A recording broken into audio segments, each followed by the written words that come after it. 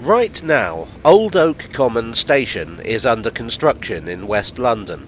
This is going to be an enormous station where several major transport services will meet. It'll have High Speed 2, the Great Western Main Line, the Overground, the Elizabeth Line, the Heathrow Express, and local buses. But it's not the first Old Oak Common Station. The first Old Oak Common Station was, well, basically the opposite of this. Well, the station was actually called Old Oak Lane. It was opened in 1906. And in fact, it wasn't technically a station. Okay, a bit of context. The line that Old Oak Lane was built on was known as the New North Main Line, and opened in 1906. This was a project jointly developed between the Great Western Railway and the Great Central Railway, to provide both companies with better access between London and the Midlands. As things stood, the quickest way to Manchester was via the West Coast Main Line, owned by the London and North Western Railway. The Great Central Railway's main line from London to Manchester was built as a high-capacity line which would eventually be closed under the Beeching Acts, as it was considered surplus to requirements with the existence of the West Coast Main Line, so now we're building another high-capacity railway from London to the north to free up space on the West Coast Main Line, and it was going to go to Manchester, but we cancelled that bit, and for gosh sakes, people, can we please make up our minds whether we need a Great Central Railway or not, because we're looking flaky in front of the other countries. Sorry about that, everyone. Where was I? The New North Main Line. The New North Main Line not only provided a shortcut for express trains, but a number of additional stations. These were originally served by rail motors, which were the Great Western Railway's way of providing a service to stations that didn't have enough traffic to justify a full-length train. A rail motor is basically a carriage with a low-powered steam locomotive built into one end.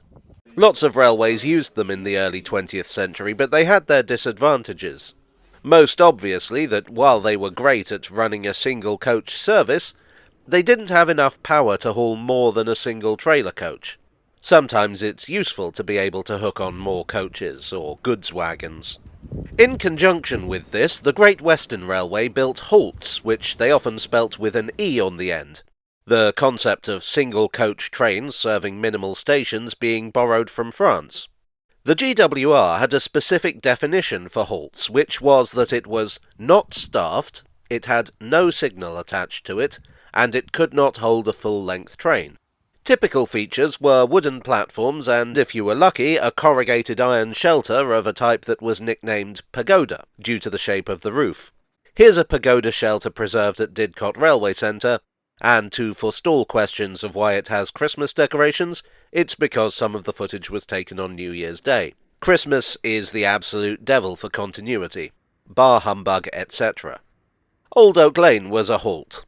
It primarily existed for the benefit of staff who worked at the GWR's massive Old Oak Common Depot, but not exclusively. It was where the rail motor services started over the NNML. The station consisted of two platforms, one either side of a double track. It included a pair of pagoda huts and a water column so that the rail motor's tanks could be kept topped up. The surroundings looked rather, well, not like West London does now. There aren't many buildings visible. The platforms were unusually long for a halt at 400 feet, which leads me to wonder if the GWR considered the possibility of upgrading it to a station at a later date. If they did think that, they clearly didn't think it for very long, because they closed the halt in 1915. At this time, plans were afoot to build a new line called the Ealing and Shepherd's Bush Railway. This was a joint venture between the GWR and the Central London Railway.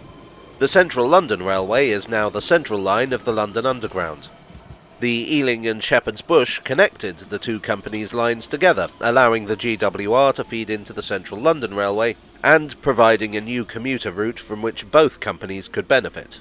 The way the route was built was by shifting the New North Main Line slightly north, and putting the Ealing and Shepherd's Bush in its place.